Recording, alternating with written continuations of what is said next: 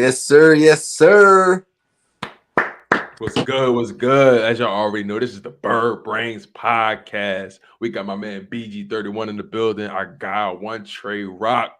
You know what I'm saying? And yours truly, Tone DeShields II. Man, look, we appreciate y'all for locking in on this live stream. Make sure y'all smash that like button. Really helps the content grow. Really helps everything get everywhere and helps everyone see everything. You guys, man, you guys have been amazing. You guys have been helping BG Sports Nation grow. You guys have been helping One Trey Rock's channel grow. You guys have been helping Chalk It Up Sports grow. You guys just really been, really helping this family grow. And, we really appreciate you guys. And, the love is definitely felt. Like I said, make sure you guys smash that like button. Make sure you guys also check out the description. You guys better make sure you subscribe to my man BG31. Also, make sure you subscribe to my man One Trey Rock. My man putting in that work, getting busy. And also make sure you guys lock in on Chalk It Up Sports. We'll be super grateful for that. So you guys keep hitting that like button, keep subscribing, keep sharing, keep commenting. We want all the engagement. We want all the smoke because look, we want y'all to disagree. You know what I'm saying? That's the vibe we want, right, Trey? That's the vibe we want. Yeah, you already know, bro. You already know. Get it. Oh, that's for you, big dog. Because you already know. Back to back. Because you already know we're gonna have to reel in BG31. He in love with Jalen Hurts no matter what. He can't do no wrong. He can't do no wrong, man. Hey, I said he needs to improve. Oh man! Hey, shout out to you, Max, with the 199 super chat, my guy. Big facts. Much love to you, my guy. Keep supporting. I wish you said something so I could say what you had said, but you didn't say nothing. So, but much love to you and shout out. Yeah, for sure, man. I think that's on your page. Yeah. I don't know if you say anything and we're just not getting in StreamYard. StreamYard be tripping on these whole super chat things. Yeah, it really do sometimes. But the bottom line is though, Max is definitely a loyal supporter. Shout out to my man Max, real good dude, man. Always coming in, always causing a ruckus. So shout out to Max. But y'all. Yeah, bring the ruckus, Max. I like causing a ruckus too. Yes, sir. But today was the first day of the combine. I didn't get a chance to really lock in on it because I was at work when it started. And I've been doing other stuff on my way home from work. So I really didn't get a chance to really lock in on it. Same thing with me, bro. I was locked in. I really didn't catch too much of it. Exactly. What was it today? Who's out there? Because I know the first day it's usually like what? The weigh-in? Quarterbacks, tight ends, wide receivers. Yes, sir. And the standout so far was Chris Olave, the wide receiver from Ohio State. My man ran a 4.2640. Woo! Yeah. I ain't gonna lie. That's what's crazy though? You know what's crazy? Every time I watched Ohio State, him and Garrett Wilson, they look like the same player to me. Like, that's what everybody keeps saying. Facts. They look like the same. You ain't know who caught the ball until like they either scored or you got up and seen their number. They look like the exact same player to me. That's crazy. For real. Because I was looking for what's his name? Olave. Yeah, Olave. Yeah. Right? And I was looking for him this year because I remember what he did the year before. I was like, that dude's a beast. He's coming into this year. He's going to be beasting now. And like every game, I thought it was him, but then it was like Wilson. I was like, whoa. I thought his name was Olave. But then like you said, man, they are just like 1A, 1B. Same size, height. The exact same almost person. The same complexion. It's like they look like the same player. They look like twins out there playing football. Yeah, Cam. 4.26. God. Yeah. He ran that. Wait, is that faster than Tyreek's? Yeah. Tyreek ran 4.29. Yeah. Woo! But all those Ohio State guys be track stars though. Remember Ted Ginn coming out? He had another one. Ted Ginn he had that speed. They breathe him. He still had that speed, to be honest. Mm-hmm. He's old and he's still. The only different kind of receiver I actually seen come out of there was Mike Thomas. He's like the bigger body ones. They usually had like the more shiftier dudes, speed dudes, track star dudes. Right. I'm trying to think. Man. Ohio State. I feel like there was a bigger receiver that came out of there too. That wasn't like the. Was it him? Yeah, Mike Thomas is really the only. That's the only one I can name for real that came out of there. They had Mike Thomas. They had Noah Brown that went to the Dallas Cowboys. He was a little bit on the bigger side, but Other than that, they always got the 6'1", 6'2", like slim dudes that can run. That's what they breed over there. So I mean, it wouldn't mind dipping into that Ohio State tree. Hey, you know what's so funny? They got on Kenny Pickett for his hand size. He got the smallest hands in the at the combine. Baby hands. He can't play nowhere cold. They said what they say. They said his hand size is 8.5 inches, which is what? Yeah, 8.5 inches, which is actually like smaller than the average. Like, but you know, Joe Burrow. They said Joe Burrow. They said Joe Burrow had little hands though. You know what I'm saying? So when you think about it from that perspective, it's like how much stock can you put into it? Right. You know, that's true. They said put Joe some Burrow into it though, because it has been like a thing, right? You know, where the smaller hand quarterbacks struggle a little bit more because you know what's crazy, the football itself is like what? How big is football around? I don't know. I never even get that much thought. But if they like I said, they gave Joe Burrow hell for his hands. So knowing what I know about him, knowing what we've seen, how much stock can you really put into it? You know what I mean? Like now, how big is Joe Burrow's hands? If it's like his head is small and it's like 9-10 inches small. I'm gonna look at it right now. I'm gonna go Joe Burrow hand size. You know what I'm saying? Like I'm Aaron just Rodgers, thinking like Aaron that sounds. All right. Like, Joe Burrow hands is bigger than Pickett's. What was Joe Burrow? 9 inches. Yeah. Aaron Rodgers' hand 10.5. Yeah. I wouldn't even know that though. That's crazy. But I'm saying like 8. When you said 8, that made me think small hands. Like, you know, I was like, dang, do I got 8-inch hands? You know what I'm saying? Like, that's funny as hell. That's funny as hell. But you know what's so interesting about this draft too, or what this combine rather? You know, they like PFF, they was able to essentially separate the participants based off of which conference they played in. And bro, the SEC is all over the place, bro. Mm-hmm. Look, so out of all the guys in the draft, 82 guys are from the SEC, 54 guys from the Big 10, 36 from the Pac-12, 35 from the Big 12, 34 from the ACC, 20 from the American Athletic Conference, so the AAC, 14 from the Mountain West, 8 from the Independent, 7 from Conference USA, 7 from the MAC, and 6 from the Sun Belt. Bro, the SEC is that's where all the talent at. Because you know, these guys, they get invited to the combine. You know what I mean? So yeah. Bro. I'm about to read these numbers off. And this wide receiver right here, he's a dude, he's a little bit under the radar, but man, I feel like if somebody get their hands on this boy, he gonna make magic for him. All right, so he's 6'4", 208 pounds, 32.5 arm length, 10.5 hand span, 11 foot 4 inch board jump, 4.28 second 40. Whoa. Guess who it is? Who? I'm gonna give both of y'all a guess. He's a wide receiver. What was the 40? 4.28. London. No. Was it? I'm gonna go out on a limb, and I'm gonna say Velus Jones. No, not Velus Jones. I'm gonna go. Fuck. Not it. Who? All right. You know what? All right. I'm gonna say Calvin Austin III. Birds? From Memphis. Christian Watson. Christian Watson. He ran a 4.28.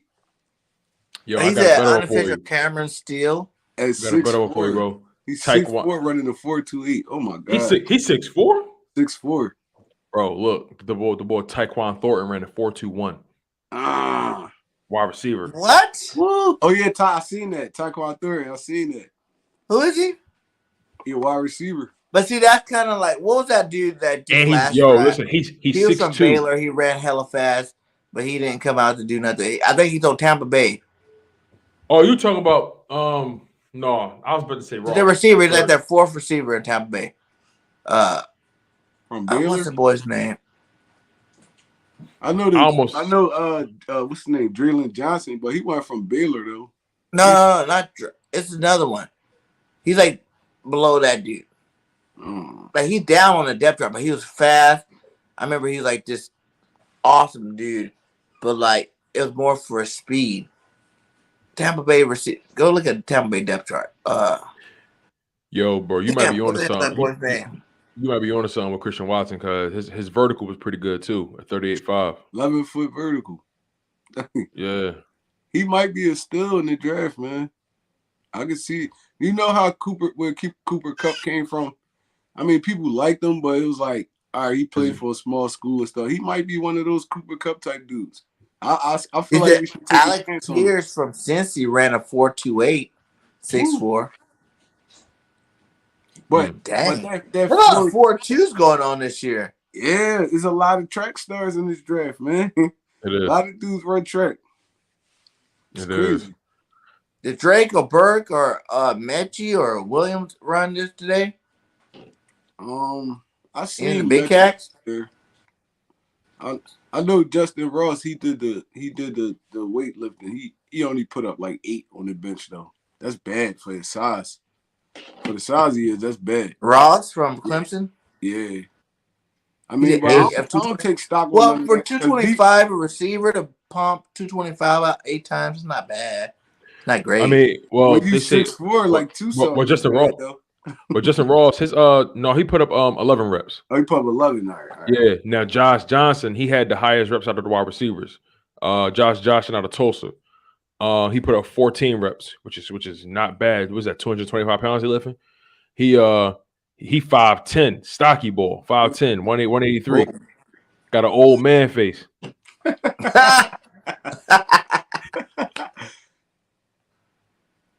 And another dude we sleeping on is George Pickens, man. Out of Georgia. Wide receiver out of Georgia. He was a dog at Georgia. That's another probably still in the draft.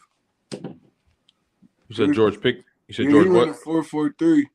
That's George a good Pickens. time for his size, though. He a big dude. Yeah. He's a big dude. Good time for his size. Yeah. Is that 4.43? Mm-hmm. Well, Not actually, bad. they got his official time at 4.4. At 4.4 flat? Yeah, 4.4 flat. Yep. Oh, man. See, he going to be a dog because he give you everything. He could be a downfield threat, possession receiver. He go up and get the 50-50 balls. And he got he's not one of those He's dudes. 6'3". He got a lot of swag, though. He know he good. I like those I know. I like guys like that. I ain't gonna lie, bro. I'm gonna be honest with you. I like guys that talk they ish and they and they know it, they feel it, they breathe it, they be it. You know what I'm saying? Like that's why I like guys like Odell. Like a lot of people don't like him. I love Odell. I love Odell because like he know what he could do. He gonna tell you same thing with Tyreek Hill. He know what he could do to you. He gonna tell you what he gonna do to you, and he gonna do what he said he was gonna do to you. Right. Like I like guys like that, even in basketball. That's why I love basketball, bro, because like it's such a up close and personal like sport. It's like guys be like, listen, I'm gonna do this, and then I'm gonna go here, and then I'm going up the left hand. Let's see what you do with it. And they too easy, like bro. Do it. Bro, I love sports, bro. Sports is like I love dogs, bro. I love guys that's like that healthy level of cockiness, bro. I love it. You gotta be cocky to be great, man. Getting a little bit off topic though. How about John Morant, man? Oh my god, yo. Bro, that's the next Derrick Rose, bro. He one of my favorite players in the league, man. Bro, I love watching him play, bro. Like he played like I ain't gonna lie, he played with this. He got this deceptive level of speed that he plays. It seemed like he playing on a whole other speed than everybody else. Speed and confidence, bro. Speed and confidence. He'll put up any shot. He don't care. It's like, he don't care. He don't care. It's just exciting to watch. He remind me of. He a little bigger than him, but he remind me of AI. I'm not gonna lie. He carrying that team, and he got heart. He'll go at anybody. 7'3", he going right at you though. Ja Morant, one of my favorite players in the NBA right now. Man. Yeah. You saw him dunk on that. You saw him dunk on that 7 foot. Yo, he talking about the Spurs portal.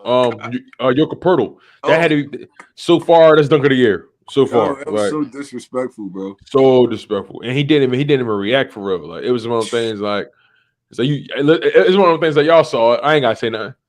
You know what I mean? Ja, but So like even watching Ja in college, I knew he was gonna be a dog because of the confidence. yeah, I mean, he already had the skill. It's just when you got that skill mixed with that confidence, nobody can stop you. Like you don't feel like nobody in front of you could check you. So I love dudes like that. My fault. I got a little bit on topic. I had to talk about Ja. No, you cool though, because like these young guys coming in, they ain't got no fear now. They don't fear these old heads in the league at all. Right? And I love it. Like not just the NBA, but the NFL. Like they ain't got no fear. They going at they coming for everything. You know what I'm saying? Best. You know, who cares if I you've like been in the that. league for 20 years and you've been the best for 20 years? I'm coming in to be the best this year. Mm-hmm. You know what I'm saying? I like that mentality. Look at Jamar Chase. All pro your rookie year, my guy. Like, really? Like, really? Like, you just came in and said, hey, I'm the best receiver in the game. Look at You know what I'm Justin saying? Jefferson. He did the same Justin thing. Jefferson. I'm the best. Like, these guys are coming in like, I'm the best, and you got to stop me. And y'all can't. You got to be confident in yourself. That's what it is. Yeah. Facts. Man, if you ain't caught like Rager, the opposite of that. He got all the talent in the world. He just lost right now. Yeah, I think that's what it is. I tell you, if Rager gets some counseling this offseason, we might see a better regular. I don't think Rager a bad player, to be honest. I don't think he's bad either. I don't think it's a talent issue either. I think I really think it's a mental issue. It's mental. That's exactly what it is. It's all mental. I really believe that. He's not a bad player. He got all the talent in the world. He could ball with the best of them. His confidence shot right now. Even those like what we see at the end of 2 years ago, Rager start punt return for a touchdown. You know, we start seeing him making some big plays, and then this year we're expecting so much from him. I think that just like overwhelmed him a little bit, and then I feel like he felt like that happen though. He got shaded when they drafted another first-round pick because they told him he was going to be the main guy, and I think he felt some type of way when we picked Smitty. I think that kind of affected him.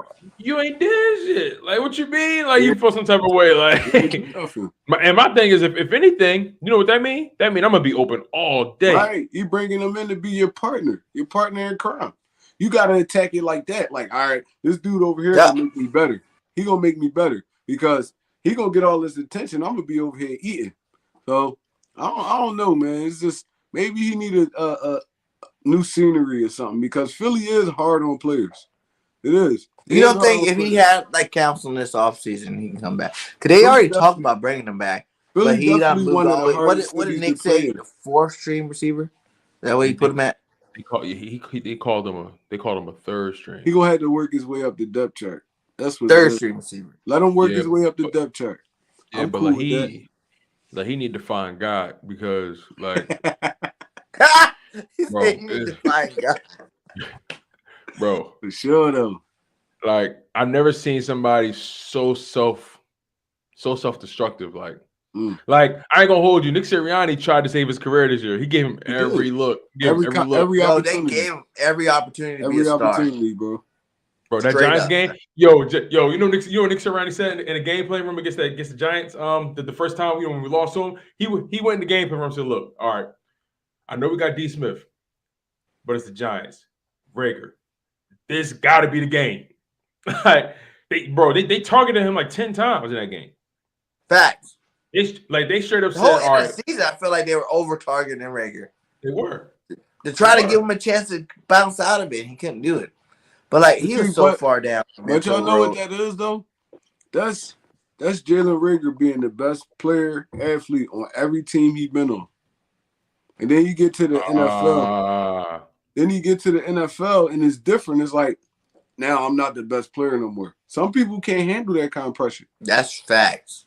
Some people can't handle it. They used to being the man everywhere they go. Now you get here and you got to actually work.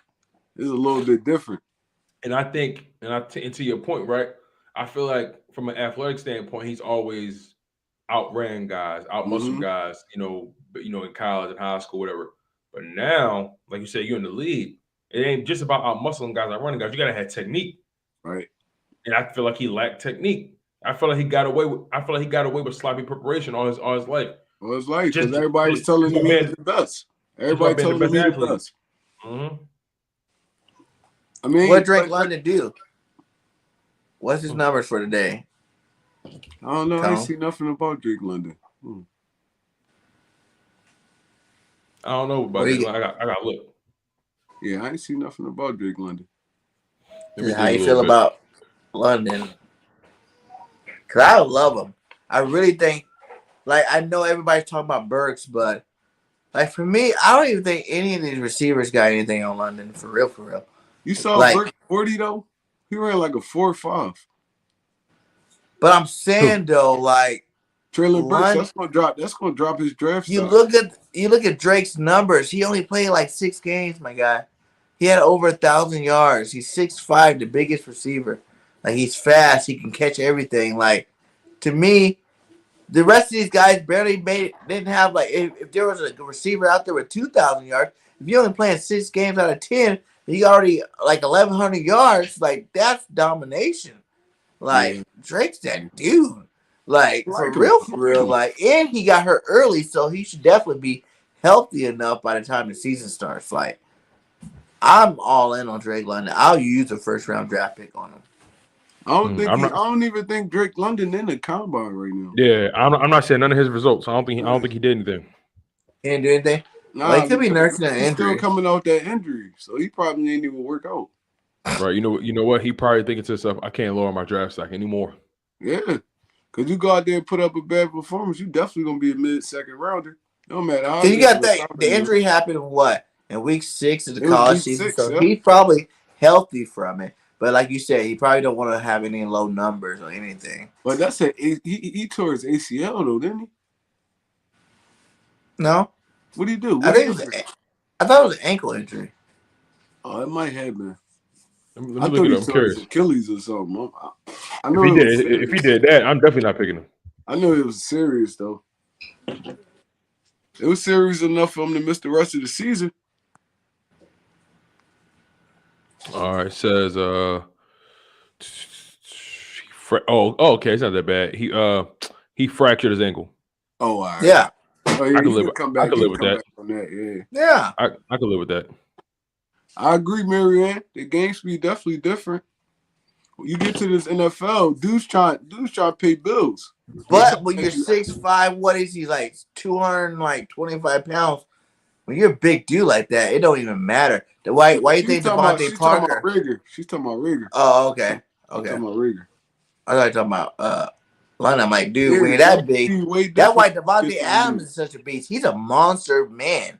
He's a grown man. Yeah, he's not even fat. The crazy thing about Adams is he's not fast. He's just quick as hell. No, he's not that fast. Because when he get in the open field, he be getting hawked down. But he's just so subtle with his moves. He's so big. Bro, like you he said, runs great routes. He runs great routes. He gets separation, and his footwork is tremendous. So it's definitely gonna be interesting. And you remember these guys running without pads. They're doing a lot of this stuff without pads. So like I want. Mechie ain't even in the combine. I want to see these guys. Mechie should be better, healthier, way before Williams. Yeah, like a lot of these guys, they're doing a lot of this, stuff in the combine. But like for example, the Eagles, they don't need to. As much as you love Drake London, they don't need to go wide receiver in this first round. Look at that. No, but we know why we do. Because we got all these small, fast guys. We need a big body target. We need that big guy.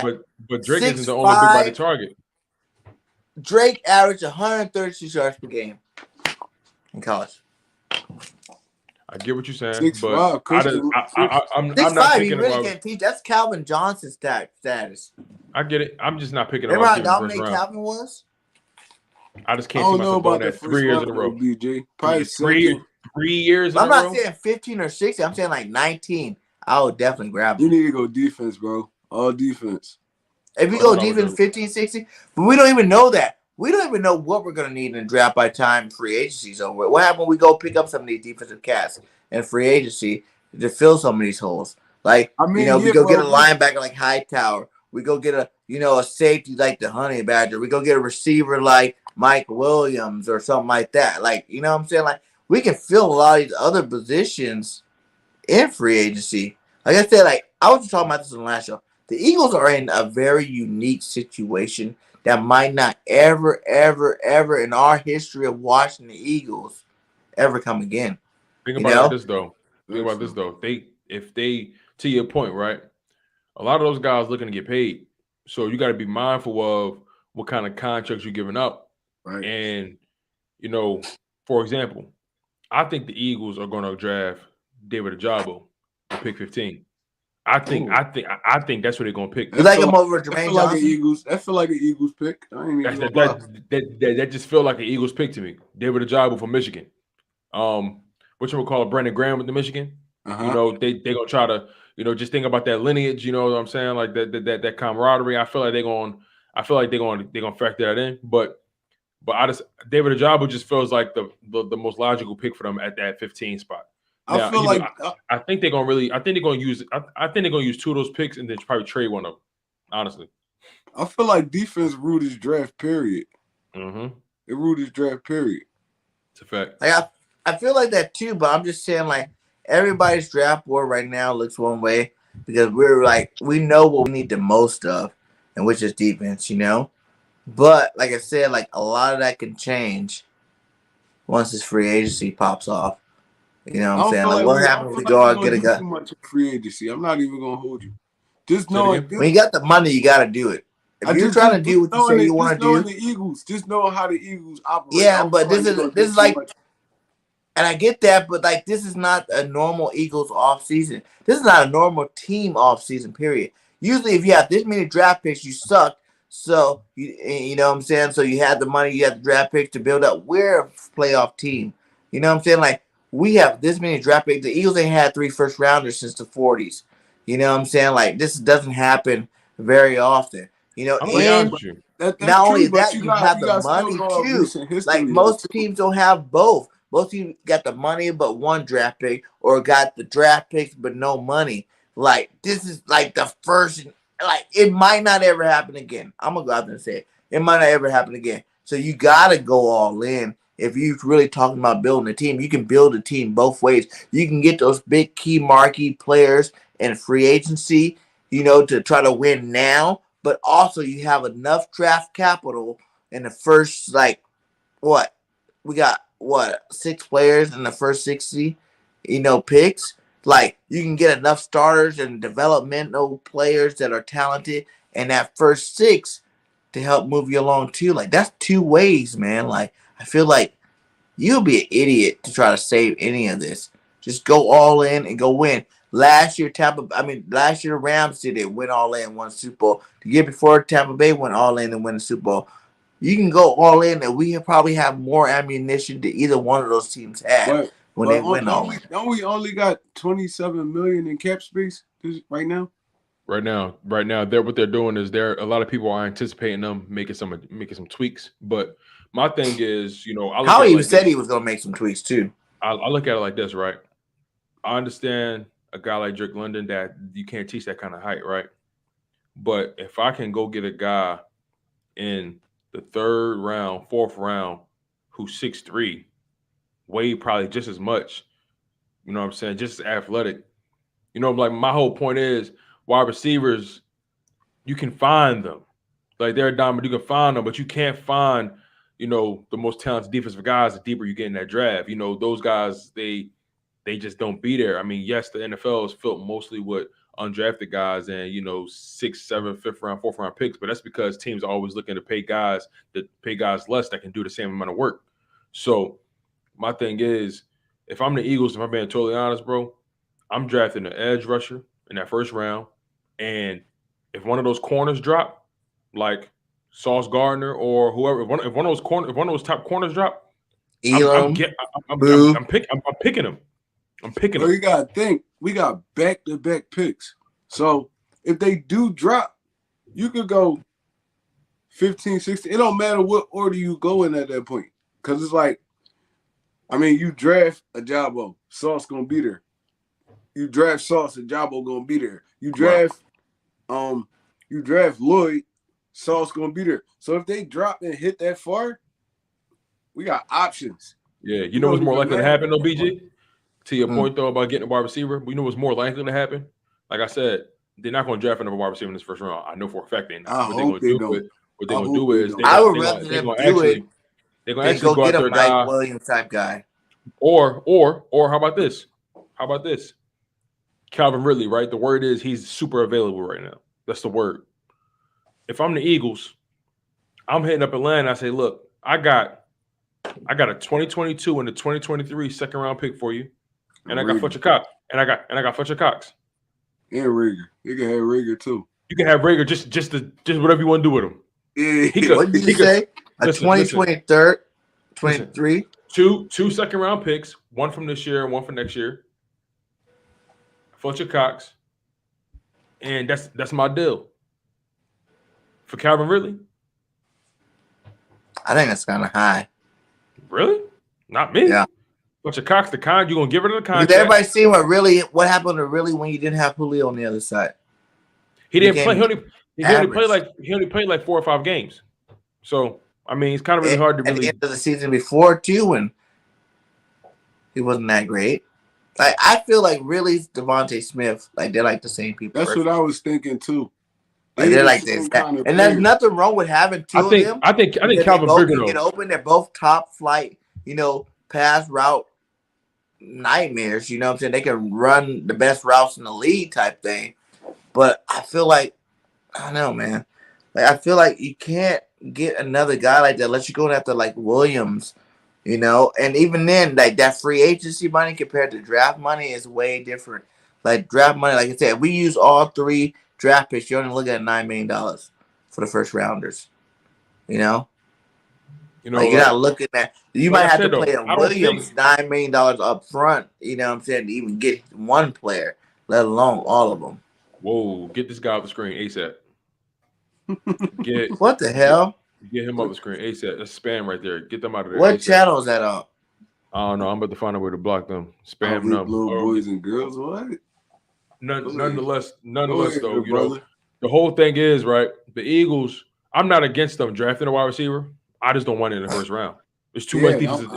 It's too much defensive talent up there. There's too much defensive talent. Let's go. Let's think about that. Let's talk about it. Let's talk about it a little bit. You would draft. Let's be real though. It's too much defense and offensive line talent that early, right? Why would I go after a wide receiver where I can shore my trenches? We all saw the Super Bowl. The trenches won and lost that game. Yep. Yeah, with me bringing Ridley over here is really defeat the purpose. To be honest, it's like we got Smith finesse, we got Quest speed. Now you're bringing another finesse guy over here. We need physicality. I feel you. We need a physical receiver, man, like a big physical dude. And to be honest, at 19, even if we don't go past, at 15 and 16, if we don't go past rusher, in Hutchinson, all those dudes gonna be gone. You still got a Jeremiah Johnson. That dude is a physical specimen. Jeremiah Johnson's a beast. I like him. He's coming off that edge, bro. Walker's good too. White is good. It's a lot Georgia. It's really the pick of the litter in this draft because there's so much defensive talent. Like, you don't know. Some dudes gonna bust, some dudes not. But coming up, like looking at their college film and stuff like that, there's so many college dogs in this draft right here. I would not even look at offense. To be honest. The good thing is though. The good thing about it is the fact that we're picking that is huge. We're picking that is huge, bro. Like we're picking it up in that section of the first round where you can't miss. Yeah. You really can't miss unless you reach. You really can't miss when you're in that part of the draft because you get better value for your pick at that part. Whereas though in the top 10, top 5, you're really taking a chance on certain guys. I don't mind Cooper Kupp. Go ahead. Sorry, go ahead. I was just saying that pretty much. When you block this dude, man. Yeah, I've been pushing block. I don't know how he keeps coming back in here. I don't know how you're doing it either, unless you got 10 YouTube channels. I think he was on your channel first. Now he's on my channel now. Oh, let me block him now. See if I can do that. I just blocked him twice. Jeremiah Johnson, to me, he really looked like a Philadelphia Eagles pass rusher. Like people say Johnson might be the best DN in the draft. I believe so. I believe he is. Me watching him, the last 2 seasons, I feel like he's polished. He can play the run pass. He's fast. He's a big, fast dude. So I feel like he's a prototypical Philadelphia Eagles DN, like a Josh Sweat. Long rangey dude. So I feel like he'd fit perfect in this defense. I mean, Howie really got to look at him. He got to take a look at him. But before we get to the draft, let's see what free agents would you put in there? You know, you got guys like Clowney, you got Chandler Jones. You know what I'm saying? You got Von Miller, you got Son Reddick, you got some guys that you can plug and play in, and because you gotta spend some money. Like people keep forgetting, like if you got the money, you gotta spend it. You know what I'm saying? Like go spend it. You know, where signing bonuses and roster bonuses and accolade bonuses. Like you can really stretch that money out a lot. Like why not go grab a bona fide vet and add inside there? For me, it's all about the price, man. It's like it's the price, right? Yeah, it's all about the price for me. I mean, I know people want to go all in, but it's like at the end of the day, you go all in, and this dude give you what, one good year, probably.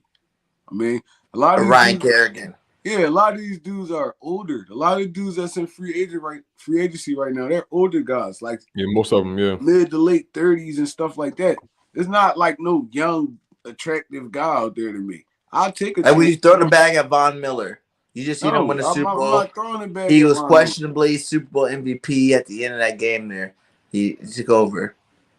I'm not throwing. He had a good season. Von Miller got all his paydays. If he come in here to win another ring, yeah, that's fine. He's gonna take a discount, but no, I'm not throwing no bag at Von Miller because Von Miller on the older side. He's not going in this situation. Von Miller going to a situation where he could win. That's a good name right there, Hassan Reddick.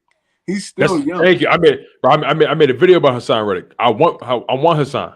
He's still young. I don't even think he's like over 30 yet. So, I mean, Temple made from Jersey, from the area. Like bring that boy home. Like bring him home. I'll take Hassan Reddick.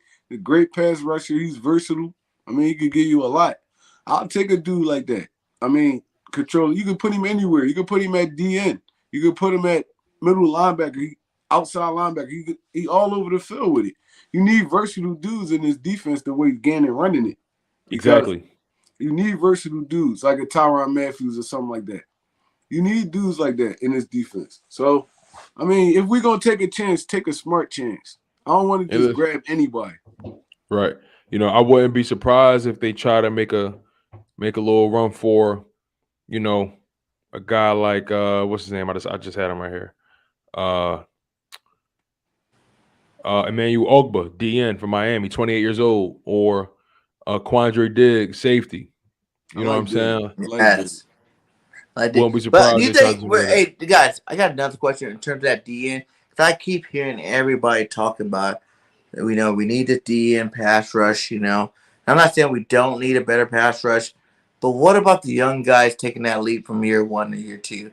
We've seen Milton, Johnson, and Jackson play some good football last year. You know what I'm saying? When they got him in on spot. Like, what about the development of these guys coming into year 2 in the same system, being able to take that leap and become your next pass rushers? Like, they played some great football towards the end of the season. I would love it.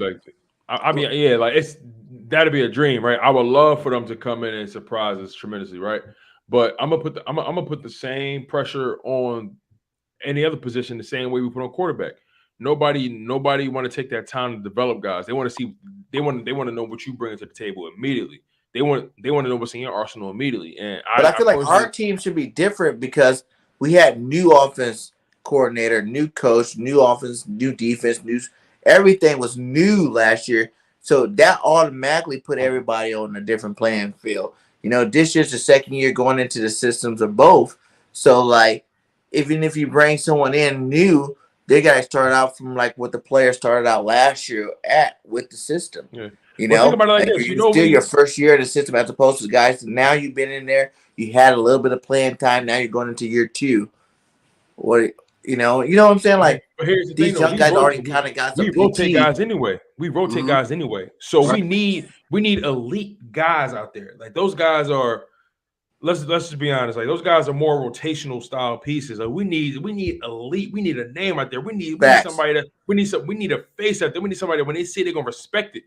You dig what I'm saying? So like, I'm sorry, like I just don't want to go cheap with my pass rush. I don't want to go cheap with my I just don't, bro. But you guys blame some of the reason why the pass rush wasn't getting there was because the linebackers were so crappy. Nah, bro. Listen, I was watching. Listen to this. I know you said that don't make sense, and we had this argument one trade. But listen, guys, we have lots of hurries with our D line, right? We don't have the sacks because they didn't get home.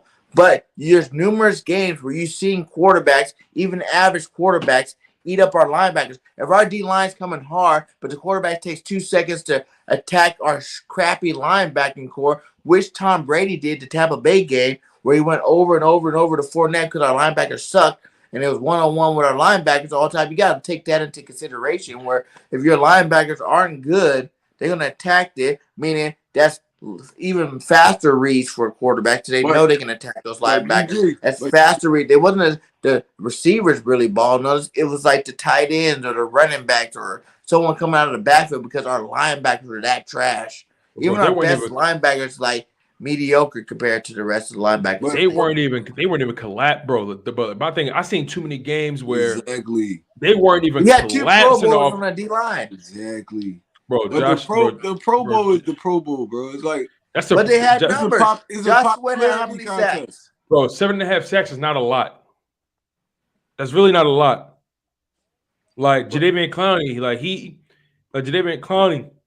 never even had a double-digit sack season. Like I think he overrated for real. Like, I think Clowney's overrated. I think Clowney overrated for real. He never had double-digit sacks. Look it up. Never had double-digit sacks. Never. I just looked it up not so long ago. Never. He came close, but never. But listen to this. But BG, we love BG, right? And I just had this argument with No Shops. Like, well, everybody's willing to get rid of Barnett, right? Because we're like, Barnett needs to go. But if you really look at the back end of that season Barnett had, he wasn't playing that bad at football. And we all were down on BG when in his first 5 years, when we benched BG. He almost got released like 2 times from our team, but now he's like the greatest DN.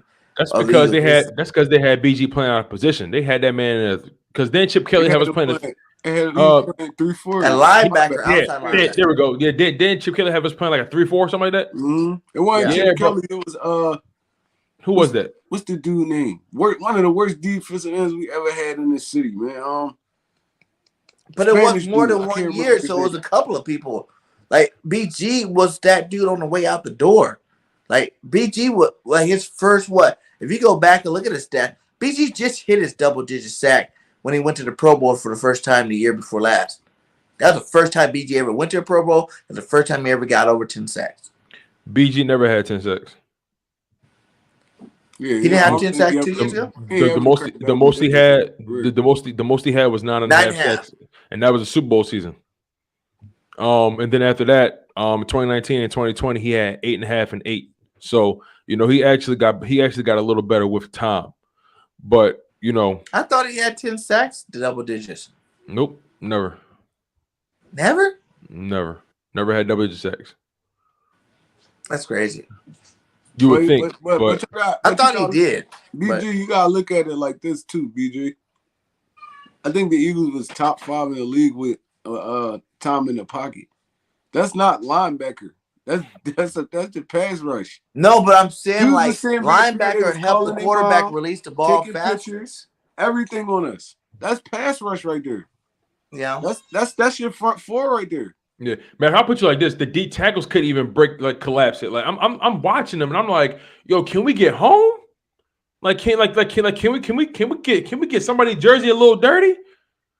Like it was, bro. That game with Justin Herbert, bro. His jersey was clean, bro. He never touched the ground, bro. Only time he touched the ground is when he ran himself and dove. His jersey was, bro. He could have worn his jersey a week later. I saw this dude sit back there for like 7 seconds, ain't even move. Bro, like, that is crazy.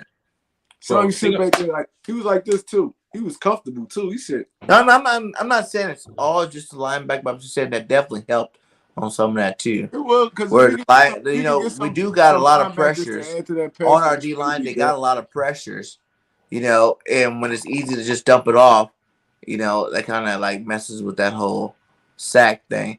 Like, cause we really were. There's a lot of areas reason why we sucked. You want to know like the our strength of sack D line? numbers were horrid. But listen though, here's the thing. I'll throw defense some bell, right? Because sack numbers don't always tell the whole story. But here's the thing, right? To be ranked 31st in sacks is terrible. But also, it's hard. This defensive line, in all reality, they built to stop the run. Yeah, that's how they really built. We don't have guys like we don't have legit even Fletcher Cox. His style is more so run stuff style, like run stuff. Yeah, you know what I'm saying? different. Like, but like Dominant. and when you think about it from that perspective, you only get mad at them but so much. And we lost BG, which messed up our rotations. Right, we didn't get nothing from Ryan Kerrigan. We didn't get nothing from Derek Barnett. He only had like 2 sacks the whole season. He disappeared completely. So we was relying on Josh Sweat to really be our most dominant pass rusher. And I don't think that's fair for him. I don't either. I don't think that's fair. Now, granted, technically he had a career year of 7.5 sacks. I give him that. But I need more than that for a guy getting paid like he getting paid. I need 10 sacks in the 17 game season. In a 17 game season, you can't get 10 sacks in the 17 game season. 10 sacks, you can't get that. They made it easy. You got to get to our coach was garbage too half of the season. Understood. We that first year. We got just like we expect some of these younger players to take that lead from year 1, 2. We gotta expect our coaches to take that lead from year 1 and 2 too. A lot of pressure on Jonathan Gannon. A lot of pressure. And both, even Nick. Even though Nick got better at the end of the season, there still, was a lot of suspect play calling going on there. Towards the end there. Like, I feel like both of these guys need to take a good look in the mirror. Look at what they called this year. You know what I'm saying? Find out the sweet spot and hit it. Right. And what's annoying about it too? Real quick, Trey, and you got it, bro. We know what's annoying about it too. Hargrave was Covert Truly. Shout out to Covert Truly. He brought this up. He says only really good pass rushers were Sweat and Hargrave. That's so true, right? Hargrave was killing it up until they started double teaming him, right? But my thing is Fletcher Cox and Hargrave demand double teams regularly. You still can't get home. That's my problem too. Fletcher Cox get double team every play. Hargrave get double team every play. Fletcher, you can't. All right, Hargrave get double team. Fletch, you can't get home. Fletch get double team. Sweat, you can't get home. Y'all got plenty 1-on-1s. Y'all not getting home. Yeah. What's up? Right. But go ahead, Trey. My bad. No, you good. You good. I agree with everything you just said. But pass rushing really is a 1-2. You get me? It's a 1-2. Like Hewitt says. And every time I watch Fletcher Cox so often this year, dudes attached to him and he just give up. When that ever happened with Fletcher Cox? I think he lost a step. Bro, yeah. He just gave up and just let the dudes push him back. When that ever happened with Fletcher Cox? He been being double teamed his whole career. And I'll be honest with you. I feel like Fletcher has always shortchanged his conditioning. His conditioning. I feel like Fletch could have been way more of a physical specimen, way more dominant, way more physical specimen. To me, he's too big. Like that dude's big and athletic. He should definitely be considered one of the Hall of Fame defensive tackles ever. He's too heavy. The way his size and speed, the way he started out his career, the way he was like just all over the place. But who knows? Maybe even like the whole getting paid and the whole injuries kind of caught up to him. Right, and Super Bowl, he did it. He did everything. He gonna go down as He gonna go down as maybe one of the top 3 D tackles of Eagles history, probably top 5. He definitely not. He not even smelling Reggie White. I'll tell you that right now. But Reggie White was getting double digit sacks in like and that was when the seasons was like 14 games, I think. Like we pushing 20 damn near every year. But I agree. Really, he did look lazy out there a lot of times, man. Like I seen Fletch not going full speed, playing patty cake with the linemen.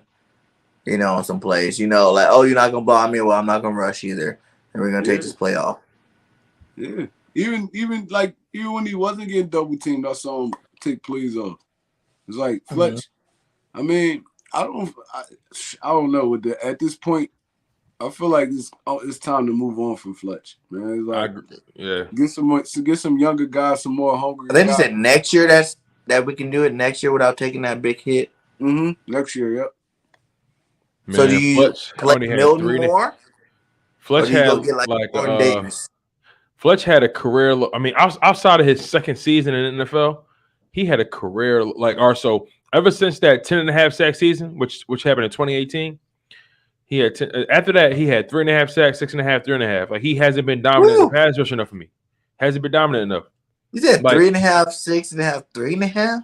Right, and that's it from 2019, 2020, That's and 2021. trash. You know what's so crazy? You want to hear something even crazier? In my humble opinion, I know BG been in the league a tad bit longer. BG was drafted in what year was that? BG was drafted in 2010 and Fletch was drafted in 2012. But Fletch is more talented than BG. Like BG got 59 sacks and Fletch got 58 career sacks. Now, granted, if you think about it from this perspective, he played 2 years less and he only got 1 sack less than him. That's pretty crazy. But still, I would expect more from Fletcher Cox. I just felt like he's always shortchanged his conditioning. Yeah. And plus BG was like trash his first 2 years. So like, I mean, he got a little bit of a Fletch came out the gate fast. And BG was like trash his first 2 years. So I mean, and he still, when he wants to, could take over a game. Yeah, when he wants to. We've seen it a few times. We still see him do it. Like last year, we see him do it a couple times. Yeah, he had 6.5 sacks why last can't you year. do that every game, all game, Fletch? If you did that every game, all game, our defense won't look so trash. Yeah, I get it, man. I get it. But let's let's talk about the DBs because I feel like we don't talk about the DBs enough. Like, right now it's looking like Darius Slay, and I don't really know who we have beyond that. We got Maddox. I'm sorry. My apologies. Maddox is legit slot. I like Maddox. I like Maddox. I like Maddox exactly where he at. He had a great year, a great season. He was cooking in the slot. But I'm just looking at it like our DBs, man. Darius Slay is only getting older, right? So we need to invest in the DBs heavily in this draft. Honestly, this draft, like they need to focus heavily on D line. Well, they need to focus heavily on edge, linebacker, and DBs, man. Like they need to go defense heavy in this draft. Like the Eagles got a legit chance to flip their defense in one offseason. Oh yeah, if they play the cards right. I think we need to go get one of these cornerbacks first out of the 3 picks. Because like I said, as much as I want Drake London, if you just want to add some talented receiver, you can even do that in the second round. You can go get a guy like Mechie. Right. You can get a guy like Mechie in the second round, and that'd be awesome too. You know what I'm saying? Like, there's some cats out there, the Watson, the Mechie, like those guys you can get like second, third round and still upgrade your receiver position from where it's at right now. But like in that first round, you got Booth, Elam, Sauce, Stingley. Not all those guys are going to be gone by the time, we draft. And that McDuffie guy, even though he's from Washington. Huh? They all might be gone, BJ. I don't think all 5. No, I don't think they're going to get 5 cornerbacks. I can name 3 teams that's going to take a quarterback off the I think who they claiming the best cornerback is that dude from Washington, McDuffie.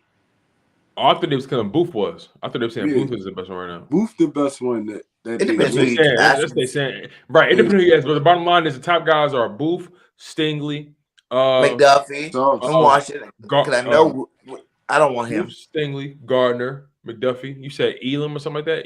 Elam.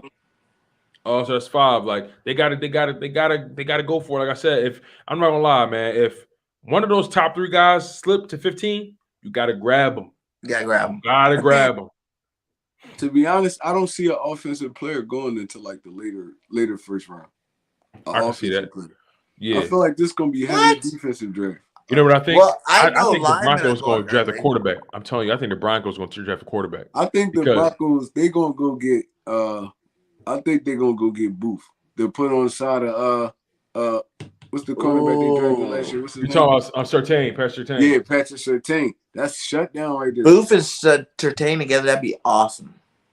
The Broncos need to go get a veteran quarterback. But what do you guys think about if we got like Gilmore and have Gilmore Slay shut it down to help? Because you got to realize Eagles picked up 3 cornerbacks. Listen, wait. The Eagles picked up 3 big physical cornerbacks at the end of the year last year. They didn't play none, but they picked them up. McCain, Vincent Jr., and that other cat. I forgot his name right now. Tay Gowan. Yeah, and Tay Gowan. And plus, you still got your what to do from last year. We drafted McPherson.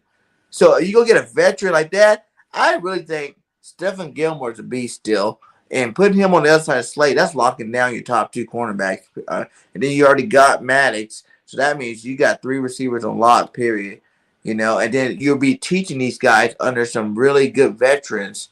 And if they end up being anything good, like why'd you trade for them in the first place? They weren't going to be anything.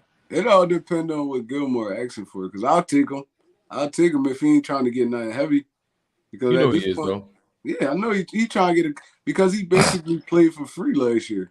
So it's like he trying to get a contract. No, he was still getting paid for the Pats. Oh, the Pats still was paying him, but he's on a 1 year deal. Yeah. That's why that wasn't he got traded to the Panthers because he wasn't playing for the Packers. He just wasn't playing, and then he got traded to the Panthers for a year, right? Mm-hmm. Oh, he's not that far out from being the defensive player of the year. I wouldn't mind taking him, to be honest. We're talking 2 years out. He was a defensive player of the year. But we still should draft a corner too, though, because who knows how long Gilmore going to be there. I'm just saying those other 3 guys, you don't think any of them have potential of being anything? Who? Vincent Jr. from LSU. I think McPherson Kane. will be the best. What'd I do? Kane. That's his last name. Kane. McCain or Kane. Something like that. Vincent Jr. and Tay Gowan. We've traded Zach Ertz for Tay. Like, none of these guys got the potential to actually do anything? Or are we just picking these guys up just for bodies or what? I mean, I feel what you're saying on that. I think you got to find out what they got. I think McPherson and all 3 of them are big guys. Just me watching. Some big physical cornerbacks, too. And then McPherson, too. You wasted a what? What we drafted McPherson in? Second? Like, no. McPherson was like a 4th, 5th round pick, something like that. 4th round? He's like 4th. But I think he's going to be that's a lot of capital that you're giving up if you don't use none of these guys. You look at McPherson, you look at his technique, his physicality and stuff like that. He could be a good cornerback in this league, man. He could be a good cornerback. He could be a good number 2 on an island. So I mean, we got some talent in back of slaying them. It's just, I mean, is they gonna show it? Is they gonna step up to the plate? Right. I'm and then still like y'all said, though. I am too. But like y'all said, First though, round? Really, if I can. Yep, depending on who there, yeah. Yeah, if it's all about value, right? Like I said, if Gardner happened to fall, I'm grabbing him. Facts. But like here's the thing. But like you said, BG, it's important. It's important that these guys grow with the scheme. As much as I didn't want Jonathan Gannon back, I'm curious to see how his defense looked the second year. I'm curious too. I ain't gonna lie. I think if we get some linebackers, it's gonna look a lot different. It is. You know what? His JG's defensive scheme is based off of versatility. He need guys that can do more than one thing. If you think about the way our defense was constructed, it was a bunch of utility guys that did one thing. Okay, you know what I'm saying? Like, so that's why if we do draft a linebacker in the first round, he gonna go after Devin Lloyd. That's why I think you double dip at linebacker. Get Dean and Lloyd. Lloyd can do everything. He can be a pass rusher. Like, people forget, like, they always think that the pass rush has to just come from the end. No, if you got a quick linebacker, linebackers get sacked too. Why do you think Von Miller's such a big linebacker? You know what I'm saying? We ran a lot of 5-2 last year, where Avery came and got pressure off the end too. Like, you get a guy like Lloyd to come bring that pressure, and then you let Dean be your middle linebacker back there. You know what I'm saying? Let him, like, do everything else in the middle. Hell, you can get 3 of them if you don't want to. But I'm just saying, like, you can really make some. And then, like I said, that'd be 2 linebackers for 5 years. You got a position on lock where you don't have to worry about paying no big, heavy money at the linebacker position for like 5+ years. And you're getting your pass rush, plus you're getting your coverage, because both of these guys could do both. I feel you. I just don't see how we're going linebacker twice in the same round. It's not going to happen. But no one's even seen him going once. But it's a new day, my guy. That's even more to my point. And if you're talking about, if you really like, obviously, that's what I say. Like, if Howie's really talking about, building for the future, you know what I'm saying? Like, if you're really talking about building a team, man, like I was saying on the last one, when the last time we had a legit linebacker for real? Like Trotter, first time. Probably what's his name? D'Amico Ryan or Takeo Spikes, maybe, or both of those guys were or Jeremiah Trotter. Like, I love both of those two Ryans, and we caught them late. You're right. We caught them later. You know what I'm saying? But we got them too late. And we only had those guys for like a season or two. I'm not even that. I wasn't that down on. I like Bradham. I thought Bradham was legit for what he did. Bradham was okay. He was okay. He wasn't great, but he was legit. I'm just saying, like, elite was the first time Trotter came around. The second time, he's all right. You know what I'm saying? He wasn't the same because the league kind of changed on him. But the first time we had Trotter, that was the last, like, legit, respectable linebacker. Yeah, you're right. I forgot that he doubled back to Philly. He was because he went to Washington and played for the Redskins for a little bit. But, if you think about all the elite teams, even like a guy like bringing in a guy like Barr, since he played for Minnesota that year when they were the best line. I'm just saying, like, think about now we're talking. Here's the thing. I'm cool if we draft one linebacker and sign one in free agency. I could work with that. I'm cool with that. Because you can't just have a bunch of rookies in your linebacker room. You can't. You got to have somebody that got some experience back there. I'm cool with my linebacker. I'm cool if I got TJ Edwards, Anthony Barr, and Devin Lloyd. I could rock with that. But you wouldn't be down with TJ Edwards, Barr, and Harris, or TJ Edwards, not Barr, TJ Edwards, Dean, and Harris, or TJ Edwards, Lloyd, and Dean. Nah.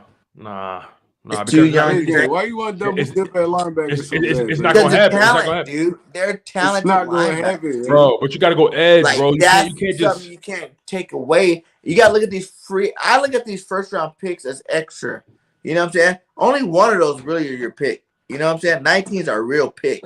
You know what I'm saying? These other two caddies, these are like extra caddies. Why not go all in and get it? Like, we need to solidify this position. This was the only position, like I said, we haven't solidified for years. It's not like we had good linebackers, man. We haven't. We've been hitting and missing left and right. We're getting these third and fourth round linebackers. It's been trash, like over and over again every year. Like, this is a year you can actually stop that. Like, there hadn't been last year. How many first round linebackers were there last year?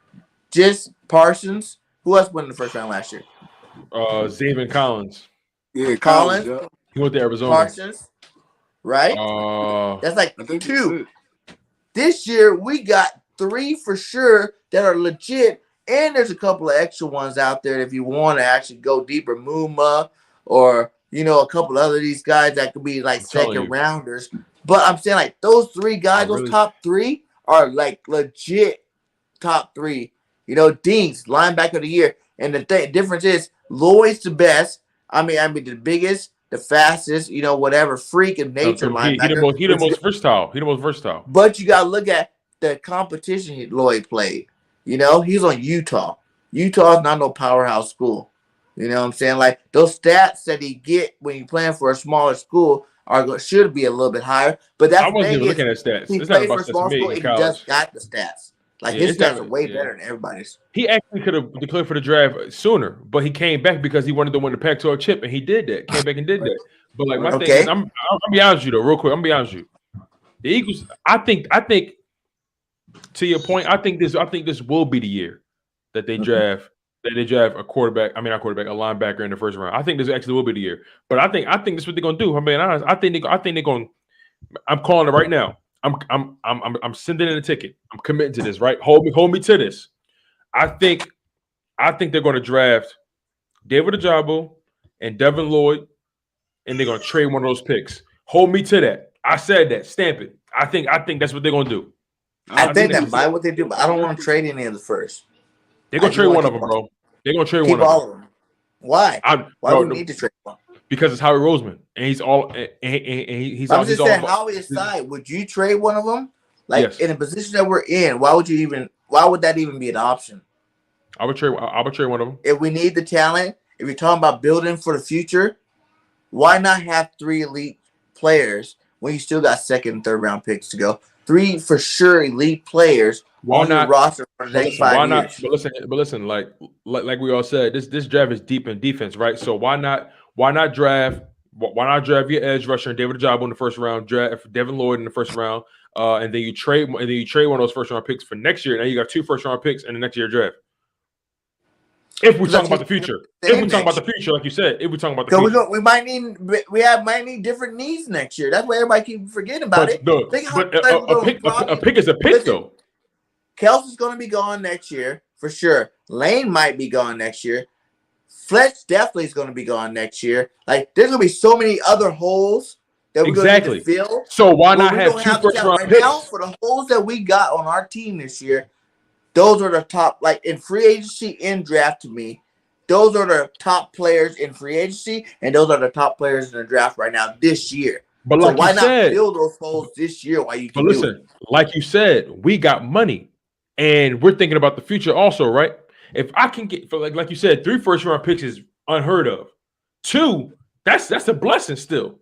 If I can get my edge rusher and if I can get a starting edge rusher and David Ojabo and get a starting linebacker and Devin Lloyd and trade one of those first round picks and make sure I got 2 first round picks going into next year's draft. Now I'm double dipping 2 years in a row. I can't miss. Right. I can't miss. Teams always and I still got hold on. And trash. Why and not we picking, say, like you said, get your edge, get your linebacker, get your cornerback. Now you did cover 3 spots this year. I get what you're saying. Get your edge, your cornerback, your receiver. Get your edge, your cornerback, and hell, even a lineman if one of them falls. And that's a big if. Falls, that's a big if. You need to replace Kelsey. And look, to your point, right? To your point, okay, let's say they don't go linebacker in the first round. You get David Ojabo, you get one of those corners, and then you get your man in the second round, Christian Harris from Alabama. Why not? And trade the other first round pick for next year. Still get your corner. Christian should go first round pick, man. People are sleeping on him. But he gonna go second, bro, and we know it. We don't know that. No, you're right. You're right. We ultimately don't know that. Like he could still go first round. Like he gonna go second though. When you come down to it with Harris, you really got to go back into the film. You got to realize why. Everybody, his number one knock is his number dropped this year. But like people don't realize that Alabama had another stud linebacker this year. That's why his number dropped. It wasn't because his play dropped. It was because there was another playmaker on the field making plays who's probably going to get drafted first round next year. You know what I'm saying? Or the year after, depending on when the guy wants to come out. Like, the dude's a stud. Like, it's a difference when you're I feel like it's just a difference when your numbers drop and you're still that dude. Or, you know, when you actually have another stud linebacker come on your squad that's taking up some plays. Like, he's, you know, that's not his fault that there's another guy making plays. He's on an awesome team. Like, you know, that's what they do. They build ballers over there. So, you know, his numbers did drop a little bit, but he's still the best coverage linebacker to me, I think. And, you know, he's right there in the middle. That's why I like him. Because, like I said, I was trying to say earlier was, you know, Lloyd has, don't get me wrong, he played lesser talent, but he did put the extra numbers. Like, if you compare all 3 linebackers' numbers together, Lloyd's numbers is way higher than all these cats. Like, better than Dean, better than Christians, whatever, but he played lesser talent. You know, Dean and Harris both played in the SEC. You know, and Dean was the linebacker of the year. You know, he won a national championship. So, you know, he got all that riding for him, but he's the smallest out of the 3. Lloyd's the biggest, Dean's the smallest, but Christian Harris, like, a little bit under, and he's the better coverage guy. So it's like, I feel like overall, Christian Harris probably will be the best linebacker going pro. But you can't miss on either one of these 3 guys. And I would honestly, like, that's just me. I know everybody thinks I'm crazy, but I would double dip and just end it. You don't have to worry about no one talking about your linebacking core ever for the next 5 years if you double dip this year. That's if they pan out. Exactly. But how many first round linebackers the last couple of years haven't panned out? Like the dude said right here, JLK panned out. Like all this, Michael Parsons panned out. All these guys. JLK, he had first round talent though. He just got drafted in the second round. He had first round talent for sure. But hear me out on this, right? Like I said, you get your edge rusher, you get your linebacker and or corner in the first round. Trade one of those picks for next year. You got 2 first-round picks for next year, right? But also you got cap space this year. You pick up another linebacker in free agency. Somebody that been in the league. You know, like they're proven. They're proven. So why not do this? Why not get David Ojabo at edge? You get Devin Lloyd and or one of those top corners in the first round. Trade one of those picks. You get Hassan Riddick or what's another linebacker or Anthony Barr in the offseason. You pay them. Now you got a veteran linebacker. You got a top tier talented linebacker in Devin Lloyd. You got your edge rusher in David Ojabo. You can get your corner, and you still got 2 first-round picks in the follow-up draft. Why not? I guess that would really matter what he does in free agency before the draft. It matters. Free agency is going to dictate everything. That's a huge thing. Like, cause what happened if he tries to do like what people want him to do and go offensive route? Free agency, you know, go get that tight end, go get that receiver, you know what I'm saying? Go get, you know, a running back, you know, because I would love to go get Fournette or Jones, either one of them from Tampa Bay, both of them are free agency. Go get one of these running backs to pair up with Miles Sanders. You know what I'm saying? So if he goes the free agent route and running back and safeties and receivers and linemen, you know, I really love Fournette too. I think if he pairs him with Miles Sanders, we have the best running back duo in the league. Straight up. I love Fournette, bro. I love Fournette. You know, what speaking of Miles Sanders, what's your thoughts on him? Like, because, you know, he had a disappointing season this year and 3 seasons in a row where he only played 12 games, and he looking for a contract at the end of the season. So what's your thoughts on how he should get paid? You know, should we pay the running back? You know, should we draft one and, you know, and prepare to move on from him? What's your overall thoughts on Miles Sanders' situation? Let's go with Trey on this one. Trey been kind of quiet. He been letting me and BG argue. I loved it. It was entertaining. I ain't gonna lie. Right? That's what we're here to do. We're here to give you things to think about. Hey, listen, Bird Brainz, man. We're going for top Bird Brainz. We're crazy out here. But my thoughts on Miles Sanders is, if you look at the numbers, his first 2 seasons, he should have been 1,000-yard back his first 2 seasons. So, from a running back perspective, and even with this season that just passed, we didn't start using Miles Sanders till like week 6-ish. So 800. I mean, I feel like he hasn't got a. Yeah, and I feel like he hasn't got a fair shake in Philadelphia. And it could be a coaching thing and stuff like that. I mean, but I feel like Miles Sanders in a lot of these offenses in the NFL, Miles Sanders is a dog. But not in these offenses we just had. He's a dog. Put him over there with Sean Payton on one of those dudes. He a dog. They go and use him to his best ability. I don't feel like we use Miles to his best ability yet. So it's kind of a slippery slope. It's like, I mean, I know the little nagging injuries, but he hasn't really been seriously injured yet in his career. So it's little knick-knack injuries and stuff, but we're not using this dude like he's supposed to be used, and I don't feel like he got a fair shake his first 3 years in Philly. So I don't know about that. I would sort of disagree as far as being the way he's being used, because let's talk about his rookie season, right? Rookie season, 818 yards rushing, 509 receiving. He had over 1,300 yards from scrimmage. Average 4.6 yards a rush, average 10 yards a catch. He had 6 touchdowns. Now, granted, he fumbled twice, lost one of them. He fumbled the most his second season. But my point is, right, his 2020 season was supposed to be the breakout year, but he got hurt at the wrong time. He got hurt in that Browns game. He had more rushing yards in 12 games than he did in 16 games. He had 867 rushing yards in his 2020 season versus 818 in that rookie season. He was averaging over 5 yards a carry, 6 rushing touchdowns. That was supposed to be the year. And he dipped this season. Only played 12 games, but still, if he played all the games, he would have cracked 1,000 yards. My point is, it's not the fact that he's not getting used. It's really his health, because if based off of the pace, based off of his averages, he would easily crack 1,000 yards every season, but he never. 2 years in a row, he got knocked out the game and only played 12 games. If you look at the numbers, for example, 12 games played 2020, 12 games played in 2021, right? Only 164 carries in 2020, 137 carries in 2021. If you just keep averaging that out and you expand that on a from a 16 game, 17 game span, he going over 200 yards easily. Mm-hmm. But he keep getting hurt. That's the he keep getting hurt. And also in the passing game, each year he's regressed as a ball catcher, and we can't deny that either. How you go from 500? How you go from 509 receiving yards in your rookie season and drop to 197 and 158 in 2020 and 2021 respectively? And it's because he kept getting hurt.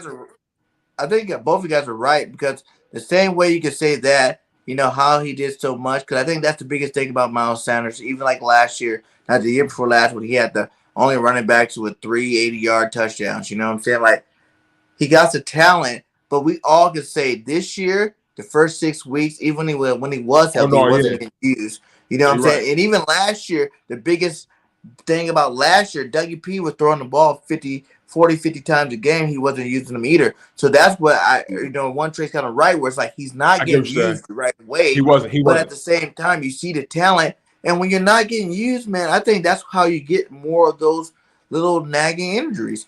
You know what I'm saying? When you're not out there doing what you got to do all the time, that's when the injuries come the most. So I feel like both of you guys are right. Like, he definitely could have been better. Like, he could have had 3 straight seasons. He could have had 3 straight seasons over 1,000 yards easily if he just stayed healthy. Yeah. And if he was healthy the whole time, and we can't say he's always getting injured though. I mean, 12 games in the NFL, that's a lot. I mean, that's a lot on a running back.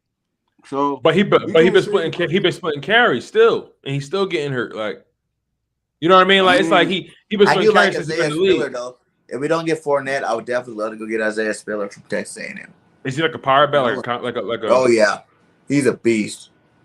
He's a beast. Word. But overall, like I said, I think we're both right. We both right on Miles this. Regardless, like, I think Miles is that dude. Like you said, easily. Like this guy said, easily a top 10 back in the league. If you give him the ball, you utilize him the way you need to utilize him.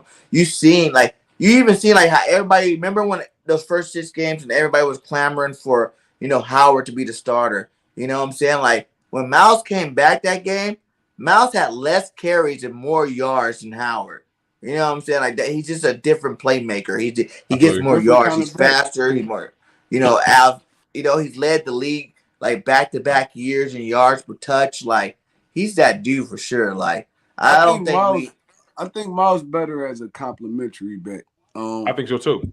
You gotta have that different kind of pace back to pair with Miles Sanders, because I mean, if you lug him too much, he's gonna get injured. So I mean, I feel like he shouldn't be like the workhorse. Yeah, he's not no Derrick Henry where you need to make him the workhorse. But if you get him in a nice rotational flow, we need to follow that. We need to follow the Alvin Kamara, Mark Ingram formula. Right. Yeah, like exactly. That's what we need. White, Reggie Bush back in the day at USC type thing. Where Miles is your Reggie, you need to go get that Liddell White to bring into the lineup, and that's what Howard is. If Howard was more reliable, like I would say, Howard stayed injured too. So yeah, that dude stayed injured. Yeah, like Stinger, again, 2 years in a row over the first year 6 games for Stinger shoulder. This year he did like the same thing, because you can't count the playoff in the last game because he was still hurt. You know what I'm saying? Like, you can't even count him coming back. So that's like 2 back-to-back years, like 6 games, because he got a stinger. He's not playing football. So convert truly, Miles haven't been having fumble issues though. It's like he fumbled sometimes. It happens. Like, but he not just fumbling all day every day. Like, technically, he only fumbled one. He fumbled one time. That's not bad. He fumbled one time this year, and that was when we saw against the 2021 this past season. He only fumbled one time and lost it. That was it. 7. Wow, that's great. Now that's great though. 2020 was the worst year. It just seems like it just seems ill timed. That's why it seemed like, oh my God, he's doing so much. But in reality, he only fumbled the ball one time. Adrian Peterson. What did you say he did last year, Tone? How many fumbles did he have last year? In 2020? He had 2. I think he had like 2 or 3. So last year was 1. The year before was only 2. So this past season, the one that just ended, he only had 1 fumble, one fumble loss. He only fumbled once and lost one of them. In 2020, he fumbled 4 times and lost 2.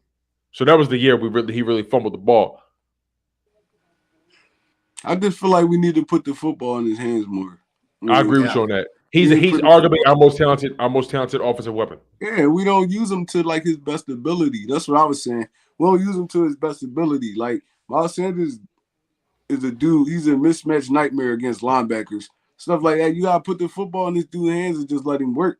And then it like schemes hurt players too. You get me? Mm-hmm. Yeah. Schemes hurt players too. Like I guarantee you, if Miles Sanders was in that 49er scheme, this dude would be like a 1,500-yard back. Woo! 1,500-yard back easily. Because he's a zone scheme runner. It's like absolutely. He that is a huge point you're making. That's a huge point you're making. The blocking schemes for what he's used to doing. Like what I always get back, everybody's like he's too East and West, but I'm like, dude, we've had East and West guys before that. Westbrook, McCoy. All these guys were East and West guys. Like Shady used to hold the ball out here when he ran. You know what I'm saying? You know what's so bad about Shady, bro? He used to hold the ball out there so much on Madden. When you use him, bro, the ball is always out here. Like it's never like a regular running back. The ball is out here when he run it. And I'm like, yo, stop. Is there a way to turn that shit off? Like, bro. Like, for real, bro. I love Shady. No, I love Shady. But, like, if y'all ever use Shady and Madden, like, just pay attention. Like, whenever you use that, man, that ball be out here. Like, it's crazy. Dude, you see, I've been saying this too. You see this though? Why not bring? You would say, why not bring Saquon? Imagine Saquon Barkley behind. That would be awesome. It's gonna be the same thing. It's gonna be the same thing. He danced his ass off just like Miles Sanders. But Saquon's a little bit bigger back. I think Saquon a bit more decisive. And he's a bigger back too. Just a tad bit, not much though. Having them both like be back at home, Saquon from Penn State, you know. They're old teammates. They know each other. They probably have that bro bond working out together, pumping each other up, kind of like the whole Alabama thing we got going on here. Like, I really, like, people don't like it, but I really think that wouldn't be that bad of a situation to bring Saquon here. Well, he has a contract still. So. Trade up for him. Yeah, I'm not giving him nothing. I'm not paying him nothing. You wouldn't give him a second round pick for Saquon Barkley? No. He can't even stay healthy with the Giants. Because he's on his Giants. They ain't got no offensive line. We got the best offensive line in the league. I don't know, bro. I can't see him. That's a huge reason why Saquon gets hurt all the time. The reason why he gets hurt is because he dances so much. He overused too. It was a freak accident. Like, no, his injury last year was freak. Saquon Barkley, like, that was freak. Putting all that torque on them ligaments like that. Yo, he overused, though. They use that man like he the only thing they got, which he is. But yeah, he been overused since he got here. But that was a freak accident. You guys seen it. That was a freak accident last year. That wasn't like – and that's what I heard a lot of Giants people say, like, those accidents were freak. A lot of them were freak accidents to the point where it's like, you can't really say he's like injury prone. It's just more like he's gotten bad luck. Yo, he is big as hell. He too big to be running with that kind of running style. All that planting and stuff like that. He too big. He putting too much torque on them ligaments. He gonna keep tearing stuff up until he changes. So then you pair him with a Miles Sanders and lighten his load and lighten Sanders' load too. We both of them the type of guy that they need a little less. I would love Saquon here. I'm a big Saquon Barkley fan. Yeah, and he's Penn State, so that's a hometown hero. I love it. I got my brother hates Saquon, yo. He hated him, bro, because that one game we played him, I think it was like last year or 2 years ago. Like he dusted us one play. He was cooking us. He gave us the deuces, and ever since that was 2 years ago. That's when Carson still was here, bro. Ever since then. That's when we beat him though, but he was going. Yeah, we beat him, but he broke for like a 70, 80 yarder, bro. Ever since that game, both big plays waiting to happen. My brother he can't stand him, bro. Ever since that, like that, just because of that, he mentioned that play every single time. I'm like, bro, that one piece he said, man, he said, no, like you ain't gonna be throwing up deuces in my city, bro. No, right. Goddamn tackles and threw the deuces up on you. I remember that's when Jenkins and all them still was here. Yo, I was like, no. Matter of fact, that was his rookie season. That was his rookie season. But wait, when was he drafted? The same year? He drafted. Miles came the year after, right? Yeah. Yeah, Miles was the year after him. Yeah. Because Miles was the guy when he came to when Miles Saquon came to let Miles to go So State. So Saquon's on his 5th year. Maybe his fourth. Maybe his fourth. Maybe let me double check. Fourth, yeah. Because if Miles next year is his 5th, well, oh no, yeah, this is year. 5th, yeah. This is 5th, yeah. That means you're right. That means he's free agent, right? Damn, Saquon been in the league 5 years. That's crazy. Well, he going into his 5th year. You're right. He going to his 5th. So this year now, right? Yeah. But I think they picked up his 5th year option though. They did, yeah. But I don't think he want to be there no more. I don't think so either. Like you're saying, this is going into year 5. Mm-hmm. If they pick it up and they didn't pick it up yet, so he's a free agent. But picture the Giants trading Saquon Barkley to the Eagles. That would never happen. We're saying, like, he might be a free agent if he's saying he didn't get his 5th year option picked up. They picked it up though. No, they did pick it up. They did. Yeah. He still can try. He gonna be free agent next season. He gonna be unrestricted next year. So they did pick up his 5th year option. They picked it up. Yeah. Oh, they did pick it up. Yeah, but they owe him a lot of money, man. His like for them picking up his 5th year option, his base salary is $7.2 million. That's not bad for a starting running back. But like, think about it in comparison to let me put it in perspective. His first season, his base salary was $480K with a $5 million signing bonus. So they gave him a lot of his money up front. Mm-hmm. Then in 2019 had a $1.8 million base salary. Then in 2020 had a $750,000 base salary. Then in 2021 $850,000 base salary. Then in 2022 $7.2. Like it's just a big ass jump from his base salary. But like, you know, they put a lot of that money. They put a lot of that money on the back end. A lot of that money on the back end. So wait, so you said how much it was this year? 7.2? 7.2. If you were to trade him, you only have a $7.2 million hit, is what you're saying. Exactly. Yeah. $7.2 million cap hit. Yep. That's not bad. For Saquon Barkley. Yeah. But I can't see the Giants trading him. They're gonna try to see what he could do this year, see if he back to normal. And if he could, but they don't get no line. He's gonna do the same thing he did the last 4 years. Yo, did y'all know his entire contract was guaranteed when he got signed to the league? Yeah. Yep. His entire contract. First rounders, most of their contracts, the first rounders are fully guaranteed. Because they're not really making that much. Yeah, they're not making like they used to. Right. Sam Bradford effed that up. No, Jamarcus Russell. Yeah, he messed that money. He messed that $100 million contract. Fat bro. Gained like 300 pounds. When you think about the Raiders for all that bro, money. When you think about it in hindsight, yo, he hit a lick. He whacked them. He whacked them, bro. Yep. He whacked them, bro. Bro, like the mafia, bro. He hit them like the mafia. Garbage, too. Bad. Sucked. Bro, let me look up his stats. Bro. I want to look up his stats. Yo. I'm curious, man. That was really a lick. Like, Jamarcus got him good. Bro, Jamarcus Russell he done played 3 years in the league, bro. 3? That's it? That's bro, it. I thought his 4th year? I thought he played longer than that for some reason. You know how much guaranteed money they gave this dude, though? Bro, I'm curious. I'm about to look it up right now. Wasn't his contract $100 million? I think so, but they gave him a lot of find it right now. Money. I feel like they gave him a $100 million contract. He signed that dotted line. Oh, here it is. They gave him. Yo, listen.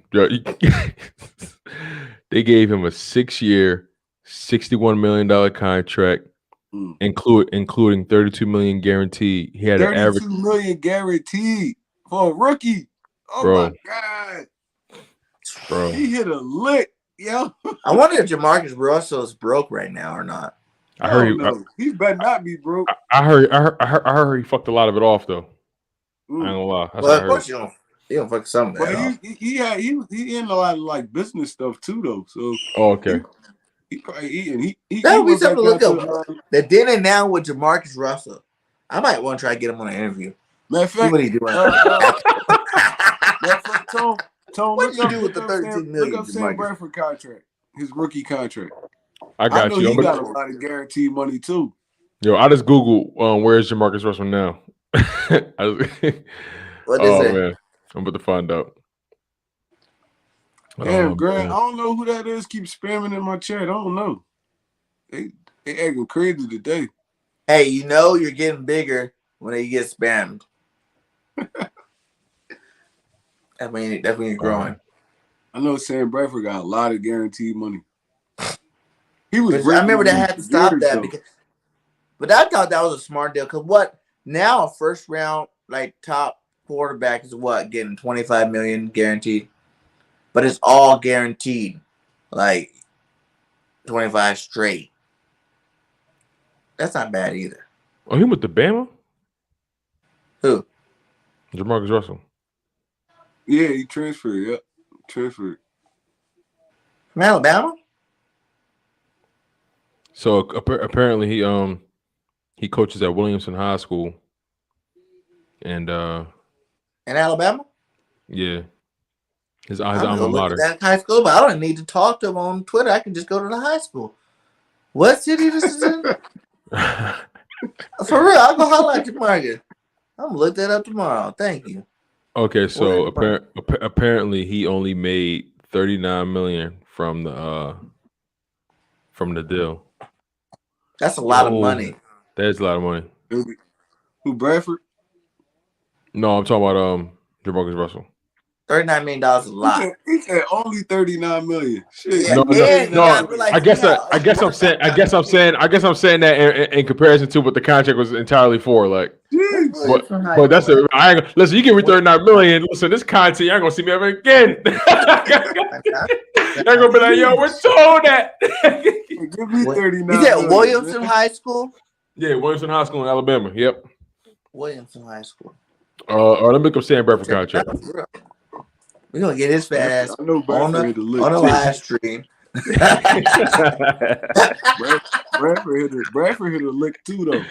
He did. All right, let me look at for the Rams. All right, here I go. Yo, no, you right. They changed the rule because of Bradford. It wasn't They Jamarcus, changed it bro. because Bradford. I'm telling you. Yo, Bradford hit What Bradford have?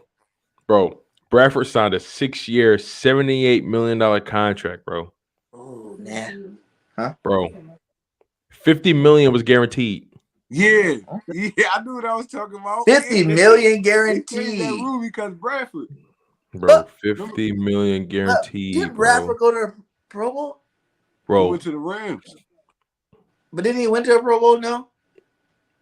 see, it wasn't a talent issue with Bradford. He just couldn't stay Bradford, I healthy. don't feel like he was as trash as Jamarcus Russell. Bradford No. couldn't stay healthy at first. Yeah, but he was injured his first 3 career. He kept breaking his collarbone, stuff like that. But Bradford hit a lot of licks in the NFL. You know what's so crazy? So He far, hit us so with a far, fat bro. lick, too. 22 million guarantee he got us for. But listen, Yeah. here's the crazy thing about it, right? And Sam Bradford, in the whole career, he made a total of $87 million guaranteed. $87 million guaranteed. Would you say he got 50 off the draft? Because how many years did he play? Listen, he played from 2010 to 2019.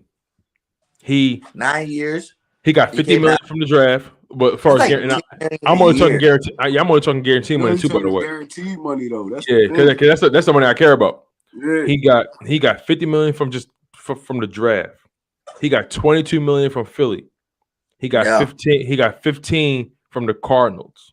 When he played it after or before us? Hit a lick after. Bro. After us. Yeah. Everywhere he went, he got a big contract. Because of these quarterbacks, you got to pay them at the end of the day. A backup quarterback making like 15 a year, 12 a year. And like you said, Bradford was good. He just couldn't stay healthy. He kept getting hurt. Yeah. Listen, I'll be cool being a backup quarterback in the NFL. I'll be sturdy. Hey, I'm like, yep. Y'all never got to put me on the field. I'm cool. Bro, I be sitting there with the little tablet playing my earpiece like this. Just keep doing this. Hey, wait till that paycheck drop. Like, Tone, you're in the game. What, coach? What? I'm like, huh? What? I gotta play today. Yo, listen. I'm calling like my 30. bank account set up. Yo, listen. I'm calling like 30 halfback draws. I'm gonna make y'all think I'm passing it. Huh? Yep. I'm cooling. Like, remember that? What was that year that all them backups just kept getting loot? Like Chase Daniels, and wasn't it that year? Chase came to us, right? Or he went to the Saints. Yeah, we paid Chase. The Chiefs. Yeah. Chiefs. I think it was the Chiefs. He got paid. Yeah, like there's all these like backup quarterbacks making like 15 million. I think we paid him like $10 million to be like, backup. Mm-hmm. That's legit. To not hold a clipboard all year. No, Chase was in licks too on the low. And to be scout team. I'm gonna be scout team and hold a clipboard. You know who hit one of the biggest licks as a backup quarterback? Taysom Hill. I don't know how. I don't know how, bro. Got that bag. I don't know how. But they thought he was gonna be the starter too. But they still extended him, knowing he wasn't. Like they extended him again, I think. I don't know what they plans is with that man. I don't know. I don't know what they just extended. I don't think Taysom Hill's that great. He not. He just a weapon for them. But even as the weapon, like that weapon only worked when you had Drew Brees. I feel like, because he was the passer, and like you're changing it up because everybody's so worried about him that you could bring a guy like him in there and change up the pace, and like he hits you on some big plays. Like him being a starter, not working. They just like him. The organization just like him. That's what it is. What do you guys think going to happen to Jameis Winston? I seen him looking good there. Yo, what if the Eagles sign him? What if the Eagles sign him? And make him and Jalen compete. I'm down with that. I don't think it's going to compete, but I think Jalen's better than Jameis. I don't know. I think Jameis is a better thrower. I think Jameis is the better thrower at football. Jameis got a better arm. But it took him a while to get better at throwing. You think Jalen better than everybody, bro? Like, you can't throw a quarterback out there that BG don't think Jalen better than. Yes. Brady's better than. But yeah, that's a cheat code. That's a cheat code. Hurts. You name it cheat codes. Patty Mahomes is probably better than Hurts a little bit. That might be the biggest top quarterbacks, though. Josh Allen is a better thrower of the football. Oh, he's not better than Yo, I be crying listening to this man, bro. I be crying. Hurts my guy. Hurts my guy until he's not. I'll take James. You ain't. He my guy till he not. Yo, that's funny, bro. That's what? That's how I felt about Ben Simmons. He was my guy till he wasn't. All right. Yeah. Hey, but hey, man, we're rocking at 140, man. Great show, guys. Great show. Make sure all you guys hit that like and subscribe to all of our channels. Talk It Up Sports, Tone DeShields, the GOAT in his own right. You know what I'm saying? Putting out that fire Philadelphia content. So my boy One Trey Rock as well. Man, let's get One Trey. He needs to be over 200, 300 by the offseason for sure.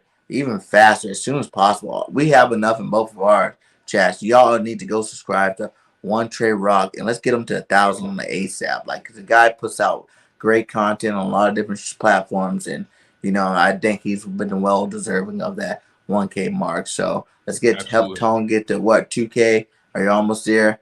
And you know what I'm saying? We need to get Tone to 2K. And hey, by the end of the offseason, I'm trying to get at 3K too. So, and hey, the network is almost we just hit 200. So let's get the network to 300. BGN Sports Media, hook it up. I think BGN Entertainment needs 25 for their first 100. So, hey, go hit all the boxes. You know what I'm saying? It takes 2 seconds to go click, hit the red button, hit the bell, and roll on. You know what I'm saying? Much love to all you guys. Thanks for supporting us and keep supporting us like you guys do so. Final words, guys. Man, just like you said, super grateful to these people for locking in with us, liking the live streams, supporting us through and through, commenting, staying active, staying engaged, challenging our thoughts, giving us pointers, just constantly just staying involved with the content, being a part of this journey, because without them, the content will move. And, really appreciate you guys. Appreciate BG31 for putting in that work. appreciate One Trey Rock putting in that work as well, man. Like we definitely gotta, hold each other down, and we gotta get Trey Rock to 1,000, man. He giving out too much insight, too much game, too much dope content, too much dope content for him to not be at over 1K. You know what I'm saying? But at the end of the day, if you build it, the people will come. So we're gonna we're gonna keep grinding, we're gonna keep putting out this fire content, man.